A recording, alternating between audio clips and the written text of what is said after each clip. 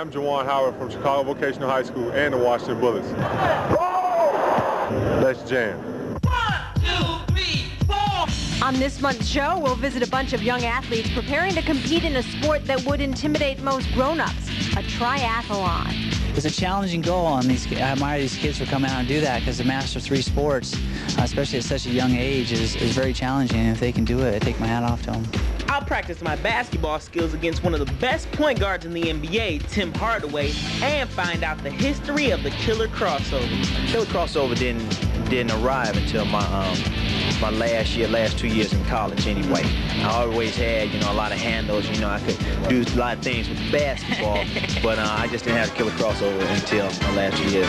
And how about the College of Hard Knocks? That could be another name for the Uptown Judo Club that we visited this month. How much does it hurt when you get flipped? It doesn't hurt at all. Not at all.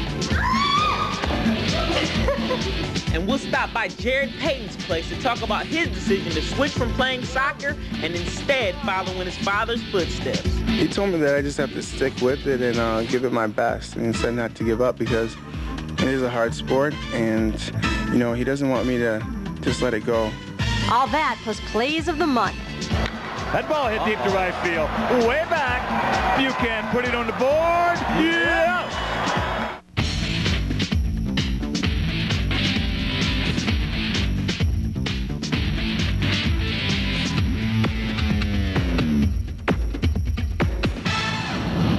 Welcome to another edition of Schoolyard Jam. I'm Brandon Thompson. And I'm Amy Stone, and today we are at Six Flags Great America, one of the largest amusement parks in the country and also one of the most intense. Intense is right.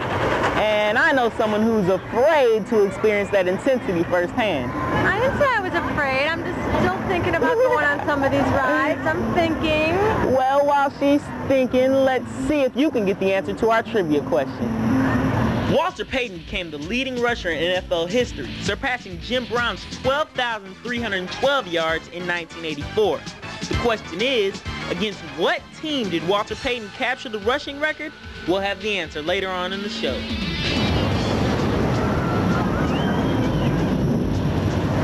Everyone's used to multi-sport athletes. In fact, in high school, it's almost commonplace to play two sports, but it's not easy.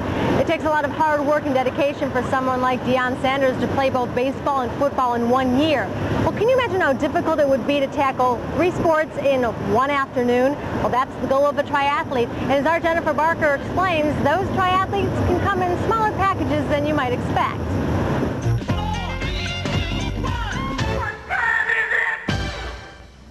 Hi, I'm Jennifer Barker from Schoolyard Jam, and today we're talking about one of the toughest physical competitions on earth, a triathlon. What other sport allows you to run, ride a bike, and swim all in one day? Now this sounds like a sport only grown-ups would be daring enough to do, but kids, no way. These kids are getting ready for the Dan and Sprinklin's Kids Triathlon and the Tri-Little Triathlon, both the world's largest kids events. Although most people don't attempt a race like this until they're in their late teens, these youngsters are giving it a shot before they even attend high school. I read about it in the paper a few times, but I really didn't know what it was. So when I heard about it and I knew I read it in the paper, it was like, okay, I can do that. What was the first day of practice like?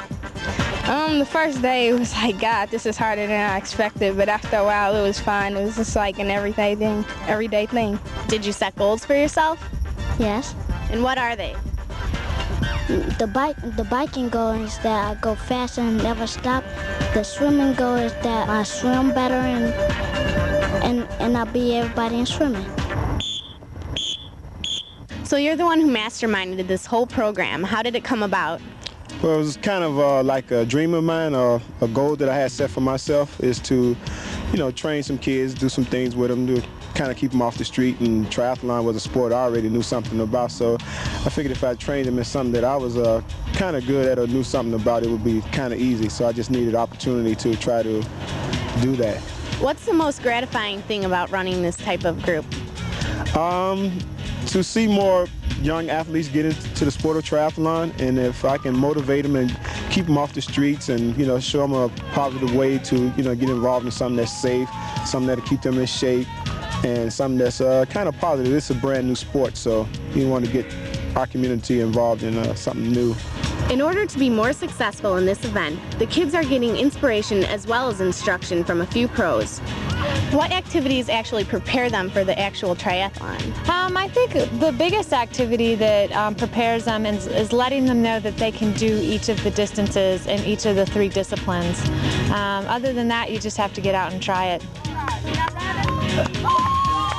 By bringing the professionals, that really gave a big boost to a lot of the kids to let them know how far they can go with this sport. It's not just the small triathlon that they're doing, it goes all the way up to Ironman divisions. And by having the pros that kind of let them know that the pros let them know it's a hard sport, but it can be done. They let them know about all the opportunities to travel, see the world, and how to make money at this sport if you're good at it. So I think that really boosted their morale. It's just nice to be able to come down here and share our experiences. I've been a professional triathlete for 13 years, and if I can just tell them what my goals were and maybe share them with them, they might get them inspired to come out and swim, bike, and run and become athletes themselves. It's a challenging goal, and I admire these kids for coming out and do that, because the Master 3 sports, especially at such a young age, is very challenging, and if they can do it, I take my hat off to them. This is the 5th year of the Dan and Sprinkling Kids Triathlon and the Try a Little Triathlon, and every year they get a huge turnout. This year was no exception. Over 600 kids converged on the Foster Street Beach earlier this month to put all of their practice to use, and it paid off because every one of the kids in the Chicago State University program finished the triathlon, which in itself is a success. That's right. Now stay with us, because coming up next, I'm going to see what I can learn from one of the best point guards in the NBA.